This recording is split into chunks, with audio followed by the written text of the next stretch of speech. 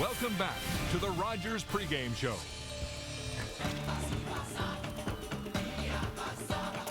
And it is your Rogers pregame show for Serbia versus Ghana from Loftus Versfeld Stadium in Pretoria, the South African capital. Super to have you along. Mitch Peacock, Bob Lenarduzzi, and Nigel Reid getting set for our second game of the day. And it is a special day for Serbia, a special day because they're appearing at the World Cup independently for the first time ever. Yes, Serbia appearing as an independent nation for the very first time. And after a brilliant qualifying run, they are really looking forward to this opportunity. The expectations, they're high too.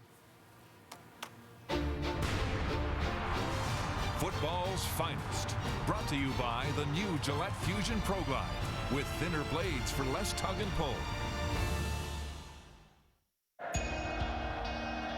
When the national anthem rings out at Loftus Versfeld this afternoon, a nation will burst with pride. Having previously appeared as part of Yugoslavia and more recently Serbia and Montenegro, qualification for Serbia's first World Cup finals since independence meant more than simple sporting achievement.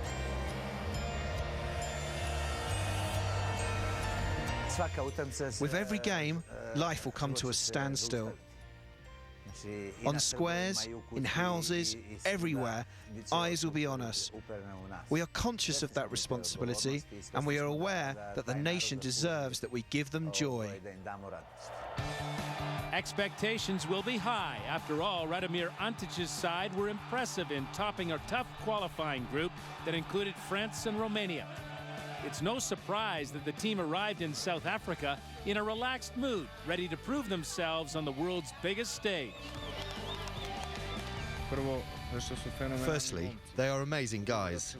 Secondly, they are really, really good players. And thirdly, we have scored lots of goals, so there's no reason to change anything. Antic himself could be the difference. The former Barcelona, Real, and Atletico Madrid coach brings vast experience to a squad with real quality. He took a lot of the pressure off. He guaranteed everything.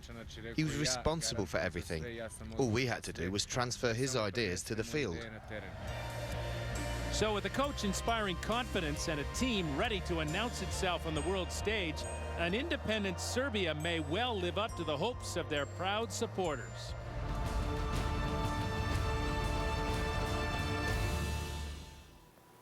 Serbia is so impressive in qualifying, won a difficult group that included France and Romania, and now they're getting set to take the stage as an independent nation for the first time. And Bob, they are very well supported, very loyal and dedicated fans, and sometimes that energy can spill over in a way that they have to reel in a little bit. Well, there is a lot of passion there, and Nemanja Vidic plays at one of the most highest profile clubs in the world, Man United. As a result of that profile, his stature in Serbia is godlike, and he had the opportunity recently to calm down those passionate fans, and here you see they're getting quite excited and into the game, needless to say.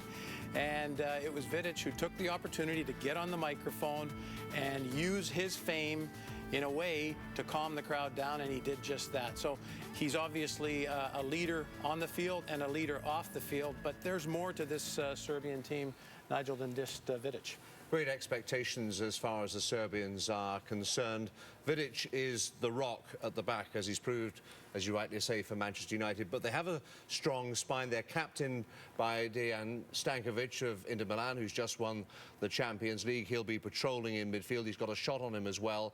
And if he isn't firing the bullets, what about 6'8" Nikola Zigic of Valencia, probably more famous for being just about the tallest professional there is. But, I mean, try defending against that.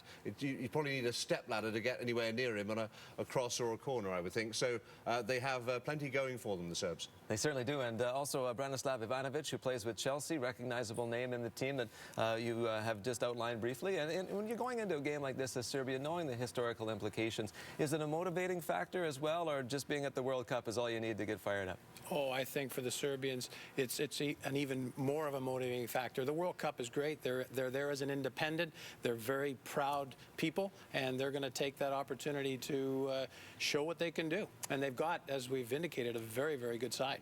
Yeah, and if we were talking about the team that is going to challenge Germany in this group, then Serbia are my pick to go through with the Germans through to the round of 16. That's all well said on paper. Now they've got to prove that they can do it on the field. Both teams realize the significance of this game as they get things rolling in this group that is so competitive. We will see how things go in the opening 45 minutes. Not quite there yet. Lineups and more when we continue on the pregame show right here on CBC.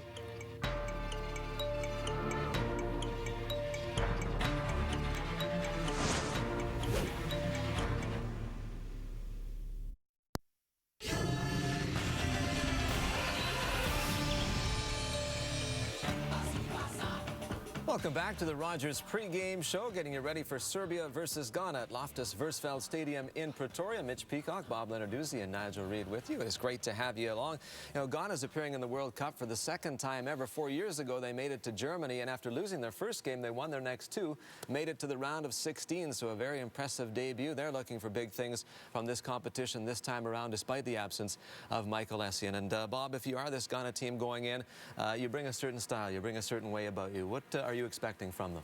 Not much different than what you would expect from most of the African countries, and I think when they play with flair, they play with creativity, they play with a lot of individualism, and that's part of the problem, because that's nice to watch, but what actually happens is you need to be worrying about what you're doing defensively, and sometimes, and a lot of the times, they're not as disciplined as they should be at the back. So if they're going to have success, they're going to have to go both ways. They're pacey and powerful too. Nigel, what about Serbia? Well, if the Ghanaians are not as tactically aware as they should be, then the Serbians absolutely will be. They will be well organized, they will be well drilled, they will be patient. They will not necessarily play entertaining, attacking soccer, but that's not necessarily their preeminent thought. Their thought is, don't lose the game. If we can get a chance or two, stick it away, score a goal, move on with 3 points. Two contrasting styles here. And two teams with definite designs on getting into the knockout stages, Serbia and Ghana going toe-to-toe, and we'll have the first half for you in just a little bit. Just a reminder, stay with us after the opening 45,